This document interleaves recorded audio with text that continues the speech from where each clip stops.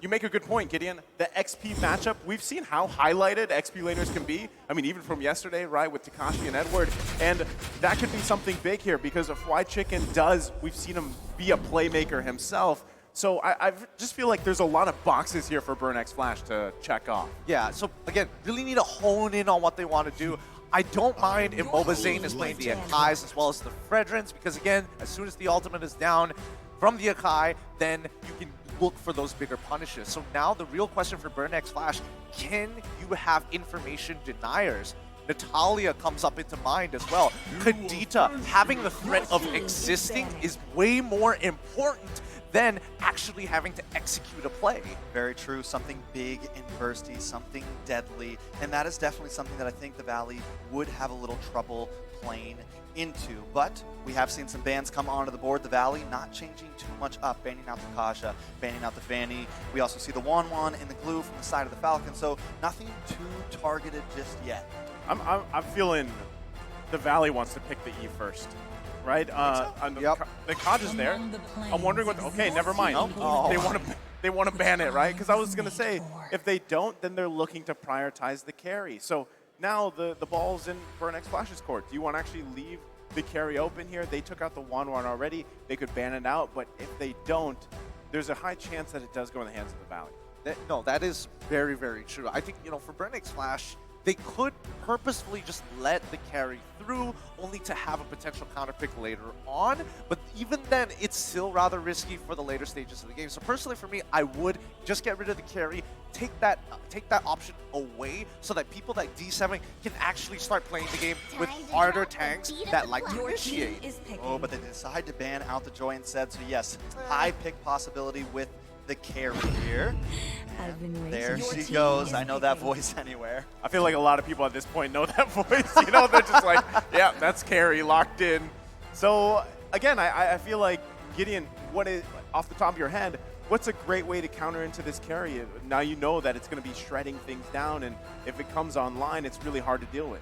Personally, for me, I'm thinking about people who can push the waves and really threaten her. Valentina is already a good choice. The Lapu Lapu, rather interesting. I would have preferred to see what the support pick was going to be. I feel like BurnX Flash is putting a lot of emphasis on seeing what the enemy is going to do first before locking in their support. But at the end of the day, when you're thinking about the mid lane matchup, yes, Valentina is going to be great, but then you have people like Pharsa, for an example, even the Melissa as well. The Lilia is always so value in terms of just hard pushing waves and forcing the Valentina backwards. So then you force it into a 2v2. Then you have to force it to 3v3 if you need 5 Chicken to come on in for these neutral objectives. So how many resources do they have to pack in towards the mid lane for the side of the Valley? I mean, that's a big question here. In a couple of seconds, we're going to see this. I'm wondering, too, if they do Benedetta into the Lapu Lapu pick. There's the Lolita, picked up again after a massive game. And like you guys mentioned, Pharsa was a great choice, too. So, I mean, Pharsa alone is already, the damage is obviously there with the Feathered Airstrike. But it is something that you will have to work against because you have Valentina across from you. So now you've got that potential of 2 Feathered Airstrikes going off. But maybe that's also something that they want. They want to either force you to take, is it the Feathered Airstrike? Do you take the Noon on Blast? Now you're playing with these options in the midst of the game where what works best for the situation. So that's another kind of process that has to be made here from BurnX Flash that could, again, make you trip over all that process. There goes the Hayabusa. Before I talk about that, even more to dig into that Pharsa a bit, I mean, the Lapu Lapu is like, back in the day, the sworn counter almost to dive in onto that. So not only do you have this possible steal from Valentina, you also have someone that heavily counters you now.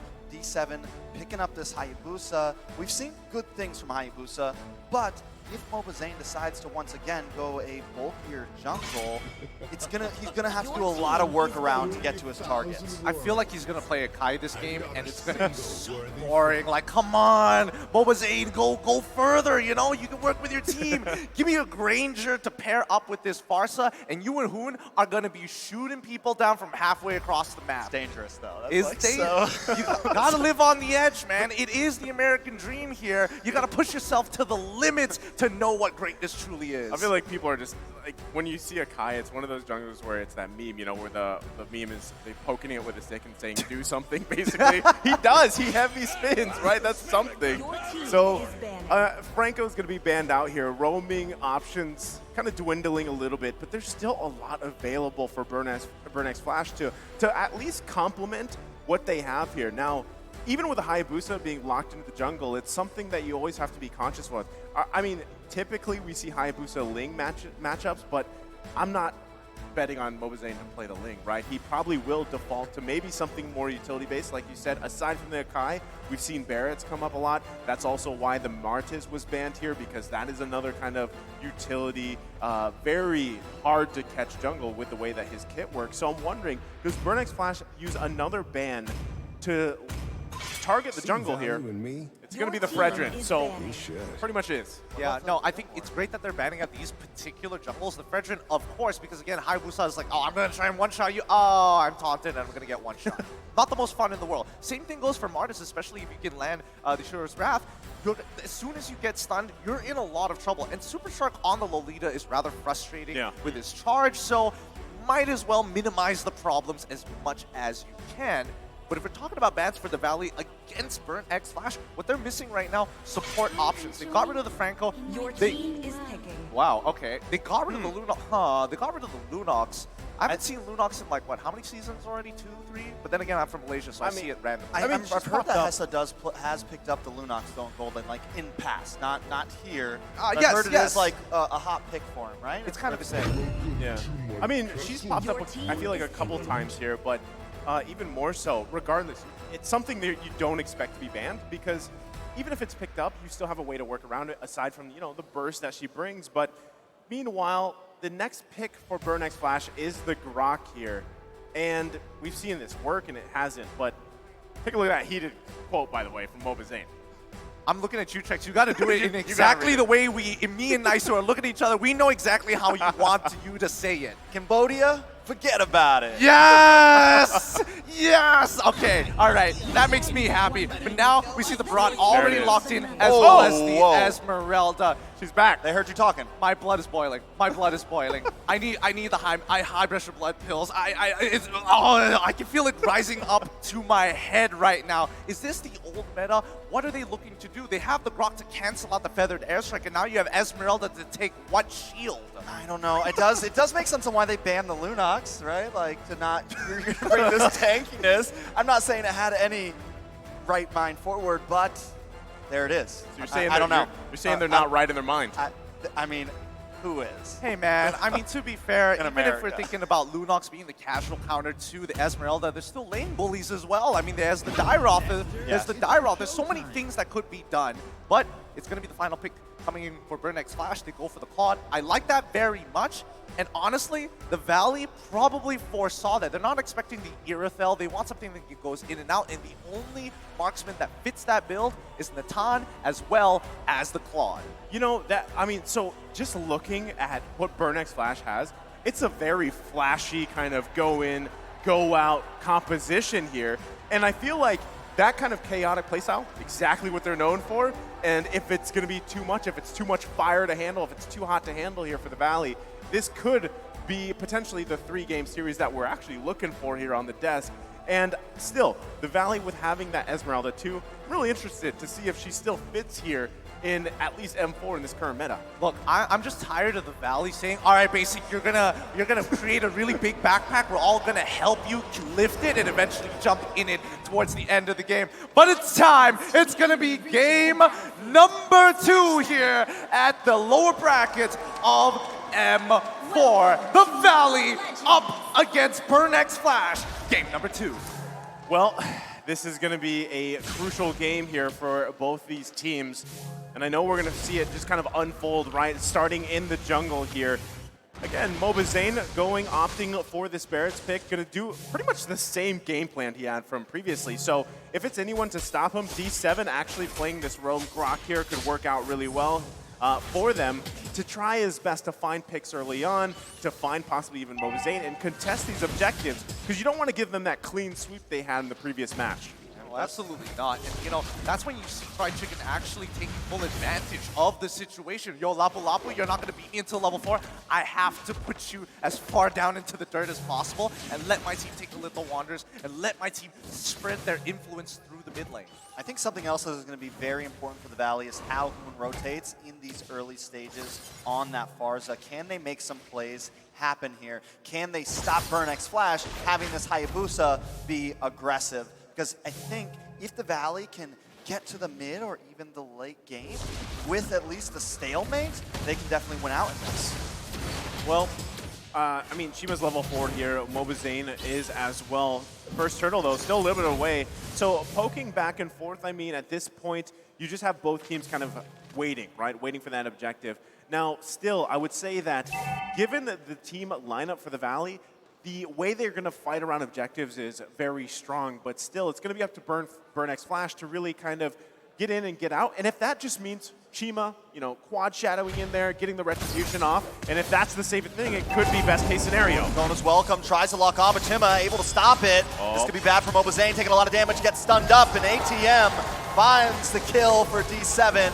Now, Shark, Fried Chicken and Shark trying to battle around this. They decide to back off, but first blood does go to the side of Burn. Wait, what happened there? I thought that Daytona's welcome was gonna eat Chima, but then it didn't. Did he quad shadow out of the way, or did he went into him? He went into him. That is smart. That is smart. Lost in the chaos. Nope, that's what they're known for, right? I mean, Burnx Flash does it really well, and as we were saying, we were kind of painting that picture. That chaos can be overwhelming here, right? The fire can be pretty hot, and just taking a look at the items, things kind of establishing here, almost 3 minutes in the game, they're still going to be able to play. It's a very minuscule gold lead for Burnx Flash, but still, big things that are going to come up here too is exactly this different dynamic with the Grok here, where you're going to be building more of that tank, you know, pretty much that tank roam Grok, not the damage that we're used to seeing. Come in, Bahoon. Able to back off. Yeah, they're gonna back off. I mean, they need to take their time. They don't want to get locked. Oh, D7 gets the knockup onto Hoon, and in comes ATM, locking onto Super Shark. The airstrike does come down, misses most of them, lands one, does a little bit of damage, but nobody goes down. Beautiful defense. I mean, Hoon gets out of there with 5 wings, having to use that flicker, and now, I mean, for in the minds of Burnx Flash, they already punished Mobazane. He has to restack himself up to become a nice big dinosaur boy. But Chima, he is making sure he is trying to put pressure on that map. And the only profit that they got were 2 flickers, one from their playmaker, Super Shark, and as well as Hoon. So they're keeping in mind and telling I'm your ATM, get ready to jump on Hoon. Again, I mean, you can find Hoon, you can try your best here for Burnx Flash, but still, you have that mobility kind of advantage. This is very finicky for them, especially with Chima on this Hayabusa. You've got Hessa going in with the BMI, Blazing Duet gets out. So I feel like that's a big challenge for the Valley here specifically. And on top of that, again, the dynamic changes with what ultimate CCAT takes, right? And what he decides to throw at the Valley here. Still, it's a very objective focused game for the Valley, and that's kind of your game plan the whole time, because if you're trying to fight Burnx Flash face to face here, you're gonna get your ankles broken basically at this point. So next turtle comes up here. We'll see if they find the positioning and the space that they need to take this next turtle. I'm seeing that I'm your ATM is missing his ult. It looks like he may have tried to get into an altercation with Fried Chicken, but it seems like nothing came of it. And the same can be said. Chima, he's lost at least 50% of his HP. I don't think anything's going to be happening here. This is like a very awkward wet noodle fight. Yeah, CCAT has taken that feathered airstrike though, so we need to keep our eyes open for that. And down it comes, trying to zone Hoon away. Mobazane is close to this turtle right now. Chima also trying to fight it out, but Fried Chicken takes out CCAT. Chima able to take the turtle though. Hessa now trying to move on. Hoon does fall down. Fried Chicken on the run along with Super Shark and Mobazane, but it seems like Burn Flash doesn't want to let this up. Mobazane now coming out with the Daytona's welcome. Locks on to D7. Chomp, chomp into the wall, and down goes D7. Shark Force used the flicker. As the shadow comes in, Chima looks for it, can't find it, but still a fair trade for both teams. Oh boy, I mean, I would still say that Burnx Flash still came up on top. A lot less battle spells being expanded, and now a big window for Burn X Flash to actually punish Fried Chicken now that he doesn't have his flicker. All he has is the Falling Star Moon to get out of tough situations, which can easily be dealt with Chima's OK Shadow kill. I mean, even taking a look at the items, it's still, again, it's pretty even across the board here. Still action.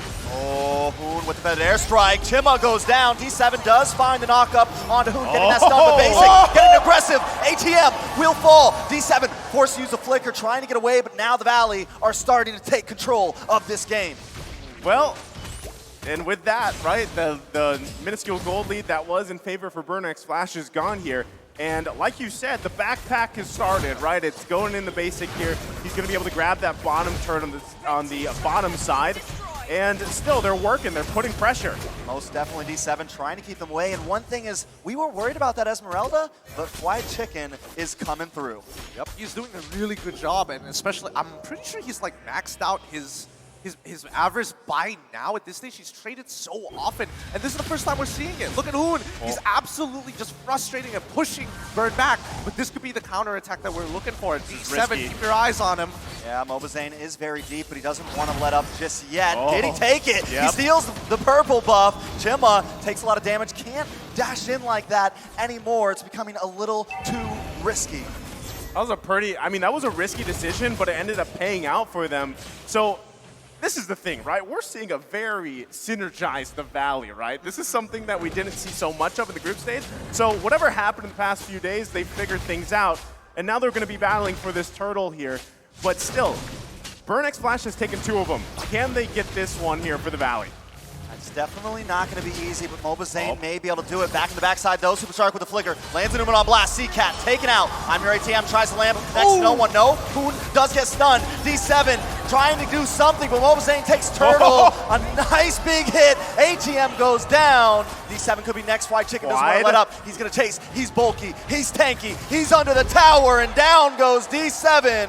Chima up against this orange buff. Back against the wall, Super Shark and Hoon want to try to find him, but he should be able to flicker away safely. I mean, they might still go on the hunt here. They've They got the are. information. Yeah, Chima, he's going to run out of places to go. Let's see if he can juke them out. I think he may be able to, but it seems like the Okay. Valley keeping it disciplined. They don't want to waste any time. They want to get something out of this.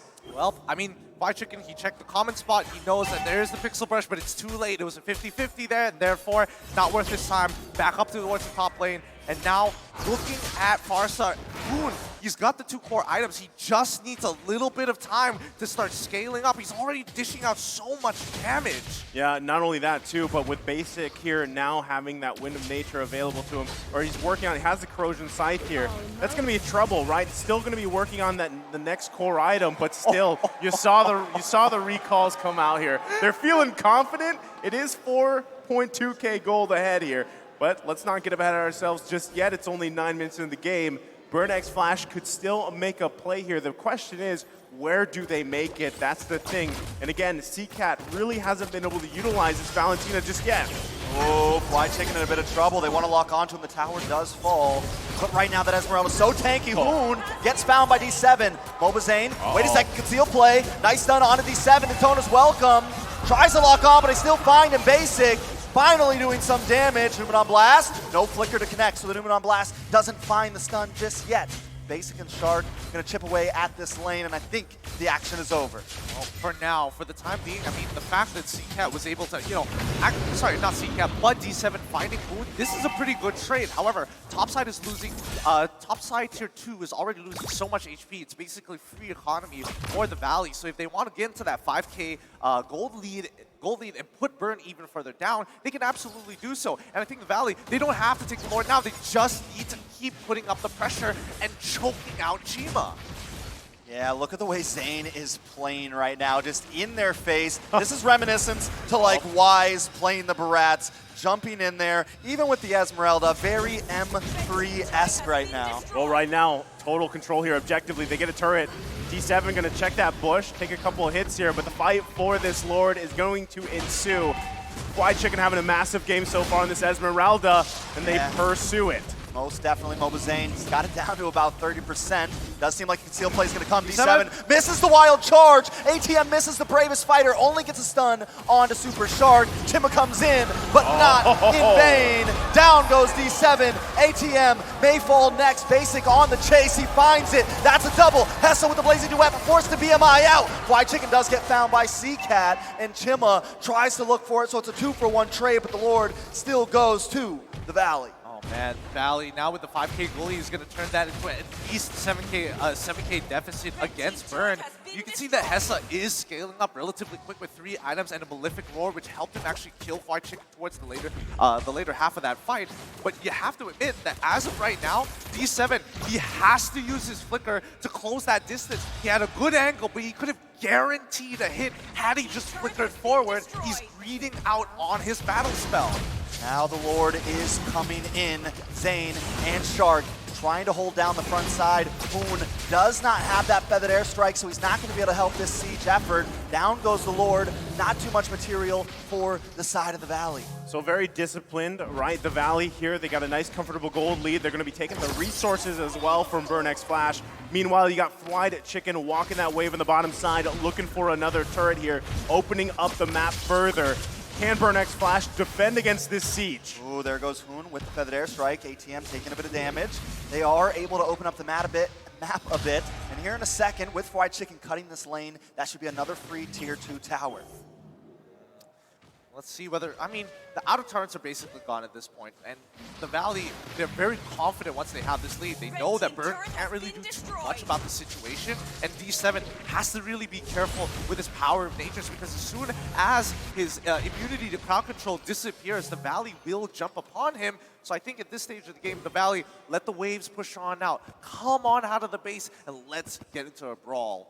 And I mean, even looking at the items, like you mentioned, you know, with Hessa having those 3 core items, he's got the Demon Hunter Sword, he's got the Golden Staff, Malefic Roar here on this Claude, and also CCat had the Neuron Blast. Not sure if he's still holding on to it, but if they can get that set up, whether it's in the base defense or not, if they find 2-3 targets, it's overlapped with a great Blazing Duet Wild Charge combination.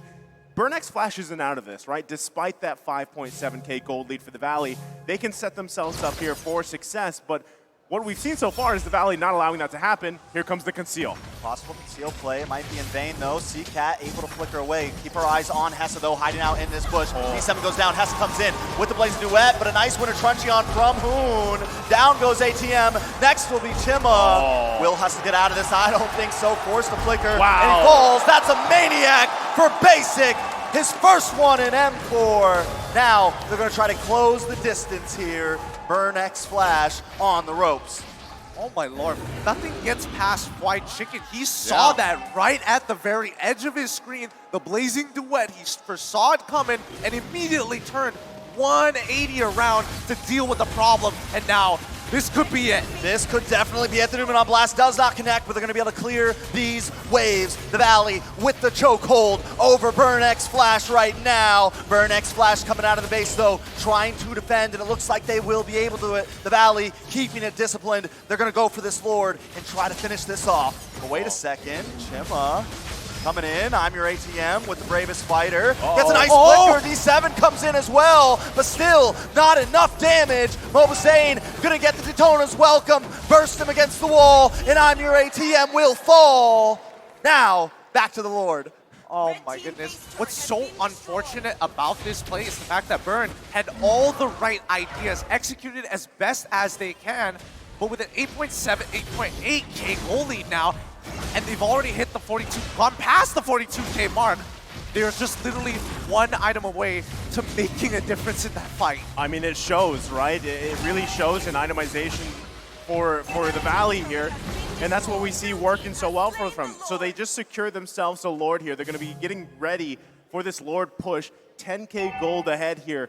Burnex Flash is going to have a defense of a lifetime. And I'm not even sure if CCat has an ultimate just yet with IMU, but as you said, Gideon, the backpack in full force here for Basic, but it's not even just that. I feel like everybody's got their own pack here because Super Shark, look at him, he's massive. 0-0-12 on a Lolita again for this match. And Fly Chicken, the big question mark, does Esmeralda still work here? It obviously does. And he's such a good distraction. That's something that works great for Esmeralda, and they're playing around that here. Not to mention Mobazane is also a big, huge dinosaur, and now they get ready for this siege on the base. Most definitely the Lord creeping its way in along with Mobazane. Keep our eyes on Hooners. He does drop that feathered airstrike with the flicker to bait out the Bravest Warrior. Basic gonna shred down Amir ATM, and this could be it. Down goes Chima, and down goes Burnex Flash. C-Cat, the last one standing. The Valley gonna bring out the recalls, because tonight the Valley will not burn. They will go forth as Burnex Flash is going home, sadly. They have done it. The Valley continue their championship run from the lower brackets. They move on to deal with their next opponent. A breath of fresh air, but GG, well played. A 2-0 victory to the Valley, and our hearts go out to the representatives coming in from Cambodia, Burnex Flash. Man, oh man, I'm sure there's some people in the chat right now type in the Valley dude, because that was a performance and everybody loves to see it. It's tough to see Burnex Flash here going home, but they put up a fight. They tried their best here, and unfortunately, it just wasn't enough against the Valley.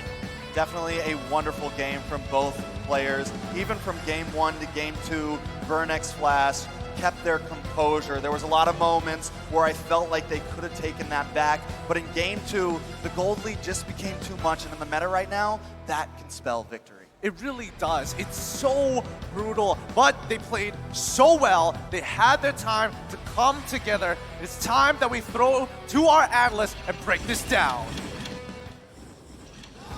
Stands tall, and they send the Khmer home. At your service, my name is Leo, joined here by Carrie and Barats. Now that's Mirko and LaFell. We're breaking down game number 2, the winning game to close up this series, which allows the Valley to keep going on through the lower brackets here at M4. The draft was key here in their victory over the Cambodian champions, and I gotta say, the Valley has grown so much. They've evolved. You would not expect Zayn to just go ahead and pick up the Barats. That's it. I mean, I did. You called it. I called it. Like, what we were saying was like, this is going to be a Barats game. Called it. But, okay, here's the thing. Before we actually go to the real analysis, while we see the Valley walking, White Chicken, was it really necessary to steal the Savage? He denied basic. Come on, dude. Fwide, why did you steal the Savage, Why'd Fwide? you steal the Why'd you Savage? steal the Savage, Basic, man? you want that Savage, right? He wants the He's Savage. doing the sad face. Come on, dude. Valley, dude. We're gonna have to The Valley talk about it. did. We're They gonna have to gotta talk talk about it about it. later on. But yeah, against Burnex Flash, who obviously learned a lot from game 1, right? Like they picked up on it, and I think the desk put it so well. Their planning is amazing. Execution, they did their best. But the Valley seemed to always be a step ahead. Again, right, it started from the draft, and this time around, I think we could all agree that the draft was absolutely amazing. First pick and carry, there was no question about that. It was a good pick, even in the first draft, but then they went straight on for a flex pick, and the only questionable thing in the first phase for me was the Lolita, because again, it's very easily canceled out. A Numenon Blast, very easy to just negate that, especially considering how much CC Burn had. Honestly, with this composition, I feel like one of the more important things we got to discuss is actually the gold momentum, because as a Hayabusa, actually any assassin hero, kind of except for the Ling, is that you need some kind of advantage in terms of gold, like EXP or anything, because he could not deal the damage. Like, Barats is already tanky as he is, and if the Hayabusa is losing by a lot, they're losing their win condition. That's not even bringing up the fact that White Chicken pulled out a classic. He, again, employed the services of one of the greatest XP laners, the hero that has haunted that lane for the longest time, the Esmeralda. Yeah, I want to talk about Esmeralda itemization because it's a small change, but the Brute Force Breastplate now gives cooldown. So it brings up more flexibility for the Esmeralda because you want a lot of cooldown. You want to maximize the amount of cooldown that you have, but you still want to make sure that you can actually tank a lot of damage. So I kind of feel like if more time was actually given to try this Brute Force Breastplate with a lot of other heroes, we could have potentially seen a lot more things. And I kind of feel like this particular item is why like the heroes like the Lapu Lapu is starting to be more popular. Well, you're talking about Esmeralda. I'll talk about the man who got the Maniac, right? Basic, the itemization, I think from this man is phenomenal, right? It's a basic itemization from him, but it works so well because thing is, if you understand the basics, you're gonna be able to itemize great. Game 1 went for defensive items. Athena's shield first defensive item, then he went on to the Wind of Nature. Here, you can see he doesn't care about that magic damage because he understands the assignment. He understands that most of the damage coming onto him is going to be everyone who can dive, and everyone is physical. Yep, we've seen multiple times in this 16-minute bout that Basic was not afraid to flicker forward. Basic was not afraid to dash forward, and I think that's why he built the Thunder Belt. He knows that of all the dudes that can get to him, again, I'm your ATM, D7, maybe CCAT if he tries to set up a Aluminum Blast, he would face that threat with just violence. Here's the thing, he built the Wind of Nature second item because later in the highlights where we will see few attempts were done by Burning Splash trying to shut down the carry very, very early on, but even if you use the Ogi Shadow kill, not only did it not connect, but Basic had a Wind of Nature, so even if it does connect, it kind of doesn't matter. And honestly, I want to give massive props to the Forgotten One here. 17 total assists. We haven't been mentioning his name a lot, but Super Shark. In 2 games, he really understood what to do. Because in this composition battle, for both of the styles, both of the teams, they understand that, again, it's all about proactivity. Whoever engages first will win, and the Lolita did not get canceled at all. And it's not so weird to assume that maybe our MVP might be that Lolita, might be Super Shark, but we're about to find out for sure now. Basic. We're awarding it over to Mr. Peter Bryce himself. It's Basic, of course. Game 1, he had some tendencies. Game 2, I think it was warmed up enough. I mean, how often you get a 12:05 in the world stage? 2 Maniacs. 2 Maniacs, dude. 2 Maniacs. Close to a Savage. I mean, like, here's the thing. Super Shark, like, he really did, as the popular song would say, he shark do-do, do-do, do-do. But it was not enough to steal the MVP from Basic, because if I'm not mistaken, he didn't even die. But Basic, he didn't die as well, and he got a lot of damage down. He has the highest amount of gold. And again, you've been talking about the itemization. Love this guy. I kind of feel like in the group stages, a lot of criticism was going towards him. I guess not anymore. No, it just shows how good he is, right? A lot of criticism sent over to Basic. I saw so many hate comments over to him, but he used that criticism to build and to just improve so much. You could tell that this man has put in the work, man. Look at how active he is. That's the mid game, all right? We're looking at 5 minutes to 10 minutes, and here it's so evident that off the back of his roamer, off the back of his mid laner, Super Shark and Hoon, he's able to find these opportunities to do more for the Valley. And again, the 2 kinds of MVPs we have, setup and payoff. This is a clear example of a payoff MVP. I mean, would it really be surprising for him to have that much gold when he's basically stealing every single resource Burning Splash has? Basically, he played well. Well, no, he played great in this game. And you can see, again, right, in these team fights, there were a lot of it in the first game where Burning Splash were actually able to find the better skirmishes. Why? Because the Valley has used most of their resources onto the main objective for them, which is the neutral objective. And that's the reason, right here, you can see just a difference in mindset, I believe, for both of the, or for all the players. Some of the members from Team Valley wanted to fight, the others just wanted to secure the Lord. But finally, when they understood what they wanted to do, they had one voice, and it's to go in. When they did that, you could see that they just did wonders. Yes, this is game number 1. We're moving over to game number 2, where the Valley had, I would say they have the number of Burning Splash, because in this game, I want to talk about White Chica because he's popping on, bringing up that Esmeralda. He's really pushing everyone away. And look at the Hayabusa. It's not like he didn't try. He tried so many times, but every single time he goes in, he dies. And Basic is so fast to be very, very aggressive. The moment he sees someone tries to attack him, he will attack back. I kind of feel like that is one of the hardest things for Burning Splash to do because it's so hard to catch the Valley off guard. We've seen the Grok using the Conceal, trying to catch anyone. He really doesn't care. But look at this, Maniac over Maniac. Basic is too fat. Basic is doing too much damage. Watch it. White Chicken again. We got to relive it, right? That final kill, that savage steal. Could have sworn that he did it on purpose. Come He on, looked man. at Basic. I could have sworn he looked at Basic, much like this,